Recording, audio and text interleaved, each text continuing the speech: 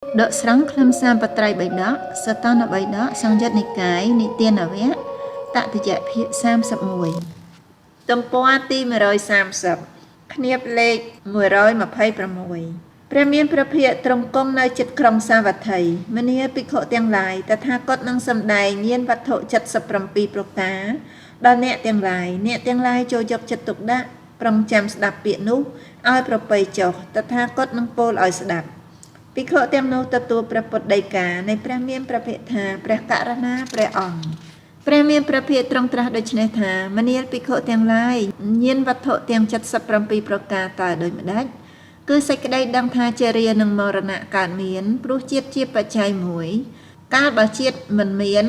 ចរិយានិងមរណៈក៏មិនមានមួយសេចក្តីដឹងថាចរិយានិងមរណៈជាអតីតកាលកើតមានព្រោះជាតិជាបច្ច័យមួយសេចក្តីដឹងថាកាលបើជាតិមិនមានចរិយានិងមរណៈក៏មិនមានមួយ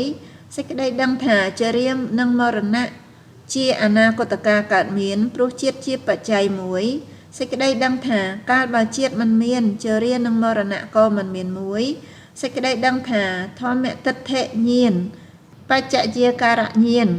ណាក៏បីមានធម្មទិដ្ឋិញាណនោះមានកិរិយាអស់ទៅជាធម្មតាមានកិរិយាសូន្យទៅជាធម្មតាមានកិរិយាវិនិច្ឆ័យទៅជាធម្មតាមានកិរិយារលត់ទៅជាធម្មតាមួយសេចក្តីដឹងថាជាតិកើតមានព្រោះភពជាបច្ច័យមួយបេសេចក្តីដឹងថាភពកើតមានព្រោះឧបាទានជាបច្ច័យមួយសេចក្តីដឹងថាឧបាទានកើតមានព្រោះតណ្ហាជាបច្ច័យមួយសេចក្តីដឹងថាតណ្ហាកើតមានព្រោះវេទនាជាបច្ច័យមួយសេចក្តីដឹងថាវេទនាកើតមានព្រោះភាសៈជាបច្ច័យមួយសេចក្តីដឹងថាភាសៈកើតមានព្រោះសាលាយតនៈជាបច្ច័យមួយសេចក្តីដឹងថាសាលាយតនៈកើតមានព្រោះនាមរូបជាបច្ច័យមួយសេចក្តីដឹងថានាមរូបកើតមានព្រោះវិញ្ញាណជាបច្ច័យមួយសេចក្តីដឹងថាវិញ្ញាណកើតមានព្រោះសង្ខារជាបច្ច័យមួយសេចក្តីដឹងថាសង្ខារទាំងឡាយកើតមានព្រោះអវិជ្ជាជាបច្ច័យមួយសេចក្តីដឹងថាកាលបើអវិជ្ជាមិនមានហើយសង្ខារទាំងឡាយក៏មិនមានមួយសេចក្តីដឹងថាសង្ខារទាំងឡាយជាអតីតកាលកើតមានព្រោះអវិជ្ជាជាបច្ច័យមួយសេចក្តីដឹងថាកាលបើអវិជ្ជាមិនមានសង្ខារទាំងឡាយក៏មិនមានមួយសេចក្តីដឹងថាសង្ខារទាំងឡាយជាអនាគតកាលកើតមានព្រោះអវិជ្ជាជាបច្ច័យមួយសេចក្តីដឹងថាកាលបើអវិជ្ជាមិនមានសង្ខារទាំងឡាយក៏មិនមានមួយសេចក្តីដឹងថាធម្មទិដ្ឋិតិញាណណាក៏បីមានធម្មទិដ្ឋិតិញាណនោះមានកិរិយាអស់ទៅជាធម្មតាមានកិរិយាសូន្យទៅជាធម្មតា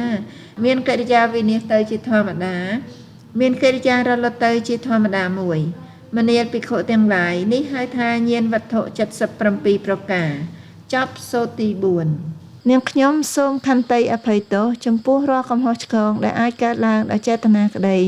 ដោយអចេតនាក្តី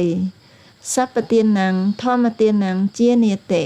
ធម្មទានរមែងឈ្នះអស់ទានទាំងពួង